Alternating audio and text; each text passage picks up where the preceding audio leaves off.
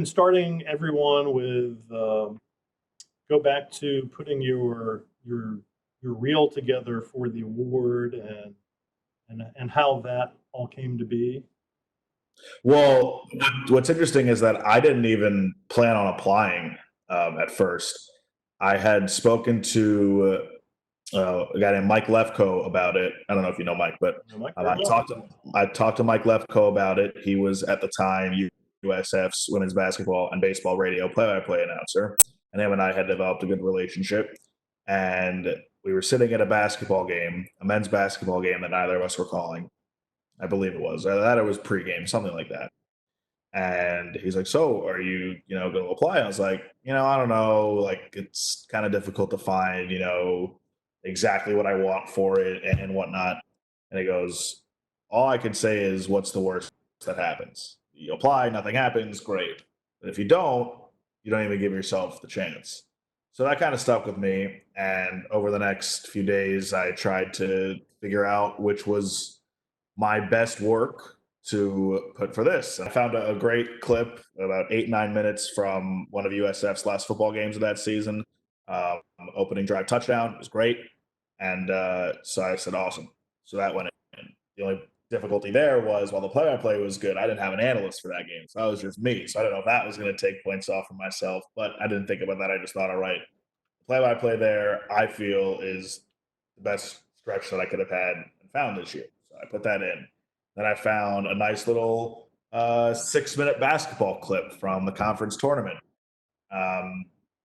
that was, media timeout to media timeout, had enough action, smooth, boom, that was the second one.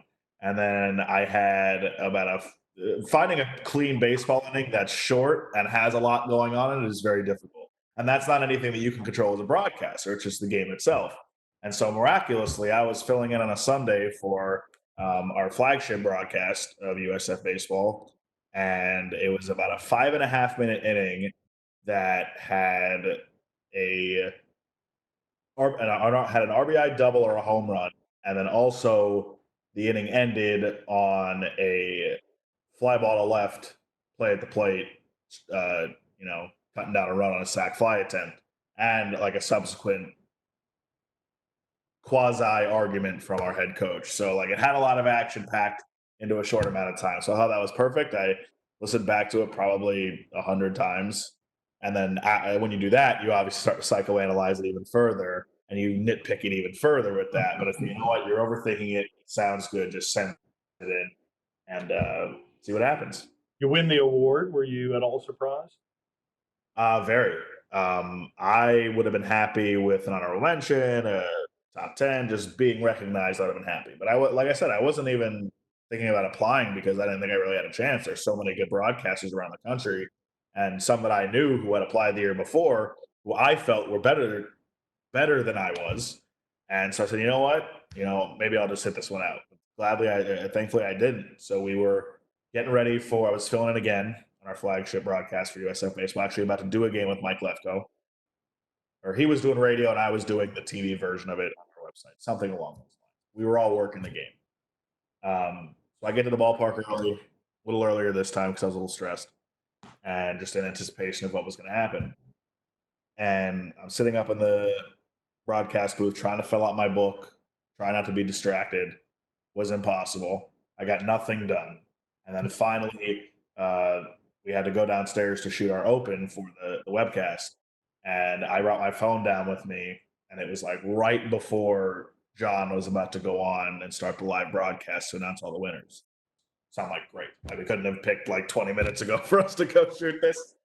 So I go down there. I have my phone in my pocket. I'm trying to focus on just getting through this 2.5-minute open and not worrying about what's happening on my phone in my pocket. So after we finished, I think we did like 2 takes. It was great. I look at my phone, and John had only gone through the honorable mentions, and I wasn't in it. So like, okay. So I got back upstairs. He goes from 20 to 15. I'm not in there. Goes from 15 to 11. I'm not in there. I'm like, all right. So I'm either in the top 10 or I didn't do anything at all, which would have been disappointing, but it is what it is. That was my expectation. And so he gets from 10, 9. I think he skipped to 7. The web stream broke. So he's doing this all on Twitter. So he skipped one. Then there was like a 20-minute delay while they figured out what they were doing. And then they went back to 8 to 7. And then this top 6 is the All-Americans, or already All-Americans. And I wasn't in the, 10, 9, 8, or 7. So I'm like, all right, it's about to get real. So 6 wasn't me. 5 wasn't me. 4 wasn't me. I want to say 3 was Tyler Bradfield, who was one of my good friends, who I just met through doing student radio. USF had played Ball State in football our freshman year, or something like that. We traded interviews on our college radio shows. So what are you thinking? So what are you thinking right now?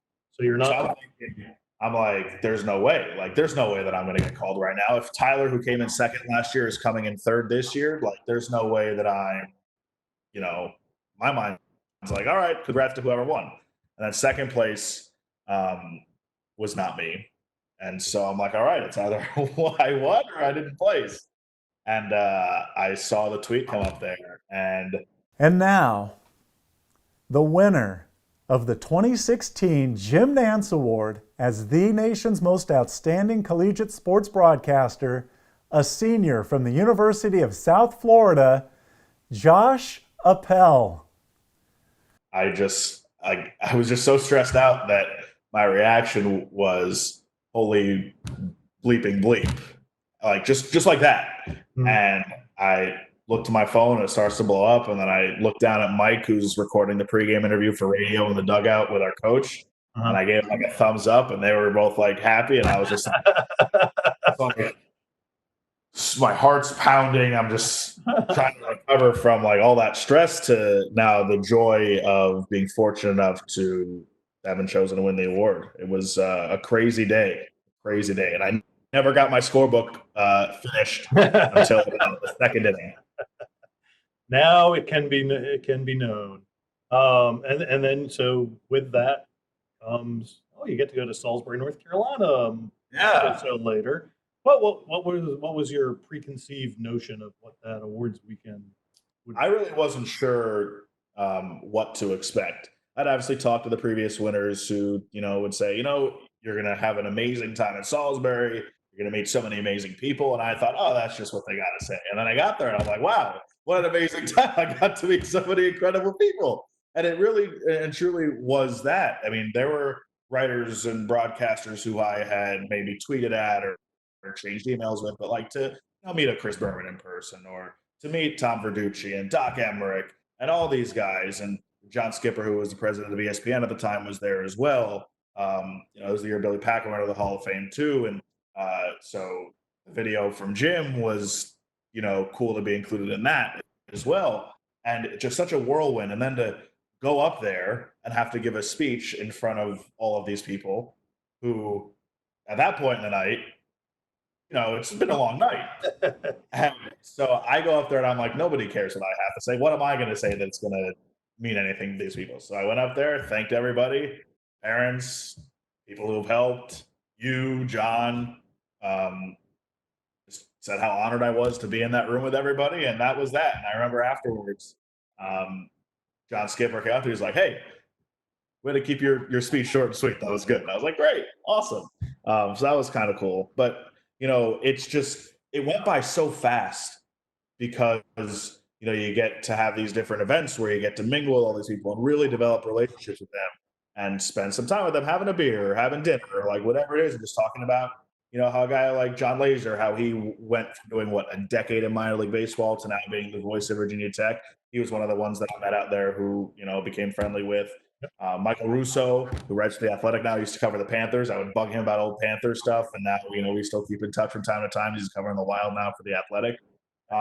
That's just to name a few. Like, I sat down, but the funniest thing, the best full circle moment was, and I'm starting to learn more about this as I work with more people and do some more high profile things, is that you come across people that when I was younger, who on Twitter I might not have been the kindest to, and not even thought a second of it when I was 13 years old when Twitter was happening. So when LeBron was at the Heat, they had some intense rivalries and some intense series with the Indiana Pacers. And Mark Boyle was at the conference that year. And Mark and I were sitting in the lobby of the hotel afterwards, just talking about how Heat fans and Mark Boyle were not very friendly with each other during those series. I was like, sorry, Mark, I was one of those people. But No, it was just so much fun and an experience of the weekend that when, I called the, Nantz Award winner from this year, when I called Drew last year and Katie the year before, Nate the year before that, I tell them what Eric told me. And it's just like, look, like it might sound cliche and like company talk, but like you are going to have an amazing time and meet so many amazing people. There's really no other way to describe how awesome that weekend is. That's when, I call all of our winners, each one of them. So this year was 115 plus. And that's the same thing I say, but I've told everyone that I work with, my board, I said, I can talk till I'm blue in the face, but until you experience it, you have no idea. And I cannot properly articulate how cool it is to be in that room on Monday night. You know what I didn't even mention? The panel that was on like the first or second night with Bob Ryan, yeah. Leslie Visser, and all those guys. That was so awesome. I mean, I've grown up watching Bob Ryan on Around the Horn. I interned for Dan Levitard. Bob Ryan's a frequent guest there, so it's another one of those full circle moments. But like those toned down settings, you can just get them as human beings and talk to them on a personal level. That was the thing about it. And then also the summit, or I think in your day we call it the seminars. Yes, of course. Where we had like when are you going to ever get the at the time, now it's just they're all Learfield IMG, it's one thing, but at the time it was Learfield, there was IMG, and then Howard Denneroff was also in there. So you had the three biggest decision makers, essentially, from our perspective, sitting there giving their thoughts on everything and critiquing people in the room. And then, after that, we're going to have Doc Emmerich and Chris Berman come and do a Q&A for an hour after that and make everybody late to the ceremony later that day. Again, just an awesome weekend and experiences there that I wouldn't have been able to have it. As I've told a couple of the guys, it's like, okay, you come out of college, you have your resume, have a Jim Nantz Award winner on your resume opens a lot of doors that would not normally open, correct?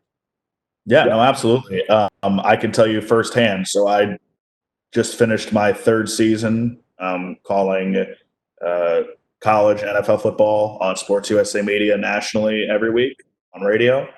And Larry Kahn, who's my boss now, we had been in touch a little bit that summer after I had won. Just been reaching out to everybody and anybody that I could. And later I found out that really the only reason that my email over all the other emails he gets that caught his eye was because it said, Jim Nantz Award next to it.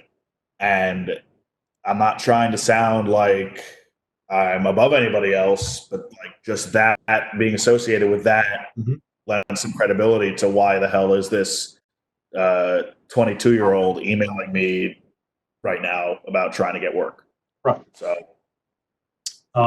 and I guess when you look back on it now, if you were to go back 3 years or 4 years and say, all right, 22-year-old Josh, what did I learn from this whole process that would make me a better job candidate now? Well, besides just number one, taking care of business when you put on the microphone, but there's so much, or put on the headset, but there's so much more to it than that. It's developing relationships with the people that you work with every week. I work with pretty much two engineers with Sports USA for the most part, Brian Neal and Lyle Gordon. And I talk to those guys all the time. Like, they have become some very good friends of mine. And the thing that I would tell 22-year-old Josh was, make sure that every person that you come across, you're treating them with kindness. You're not being heard. You're being seen, or be seen, not heard. And just kind of take everything as it comes. Don't try and stress out over the little things. But just handle yourself like you would want somebody else to if you were working with them. Don't be the prima donna. Be easy to work with and be a kind person, and just work on developing those relationships with the people that you're going to be around a lot. And people who, you might meet once and then not talk to for a little bit, and then down the line, you reconnect with them and they remember that first impression that you made in 2016 in Salisbury, North Carolina, at the NSMA Awards banquet. More intimidating, having to get up and talk in that room that night of the awards banquet, or maybe working with some of the analysts with whom you've worked? That's a great question. I've been fortunate enough that the analysts that I've worked with have made it really easy on me. And I'm the one that, like, after our first couple of, during our first couple of commercial breaks, we'll look over and be like, hey, like, am I doing everything okay? Like, is there anything I can do? I'm like, no, you're doing fine. You're doing fine. Let me know if you need anything from me. And I'm like, no, trust me. Like, just, I'm always that person that wants to make sure that they're comfortable. And so I would say that while I've been very nervous for certain games, I would say that getting up in that room to talk for even just 2 minutes was a little intimidating, because again, like, these are people that you grow up, if you want to do this, and even if you don't, idolizing. And like, the other thing too is that you realize in interacting with these people that that's what they are. They are just people. And that's what I cherished most, was being able to interact with them on just a human-to-human basis, rather than, hey, do you mind listening to my tape? But to answer your question, I know that was a very long-winded answer, but to answer your question, I would actually go with speaking in front of the room, because, like, you're kind of in your own little bubble when you're calling a game. You only got to worry about that one guy or, a couple people that are in your booth. So. But no one with a big name that you might have thought, wow, I get to work with this person.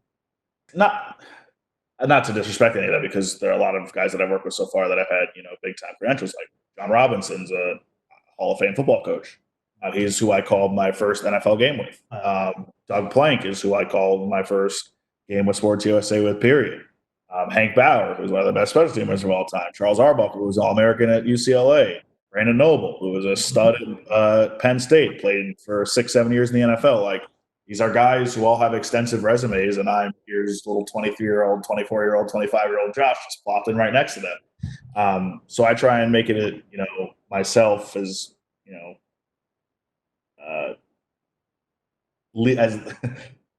do I want to put this? I try and make myself easy to work with. Right. Also, it was very smart moving all that hair from your head to your beard. Right? See, you like the look? Well, see, the problem with this quarantine is that I had to go for one last haircut. Like, I'm not sure I can keep going, because I can't do it myself. The one time I tried to fix everything, I screwed it up for a while, and I can't afford to do that again. But no, once I made that decision too, Hank Bauer was very appreciative, because then we were just two bald guys in the room. I wasn't competing with him on that level either. So, final question: when are you coming back to the awards week? I hope as soon as possible. Obviously not in June. Right. The thing that I said when I was saying my goodbyes to everybody in 2016 was, I really hope I can get back here either next year or after that. It's definitely something that I want to do. It's an incredible weekend. And also, I have the connection with the Jim Nantz Award. I want to be there and support the person who wins it that year. So it's important to me that I get back there whenever the next one is, or the one after. I think we do need to do a Nantz Award panel at the summit day of the banquet.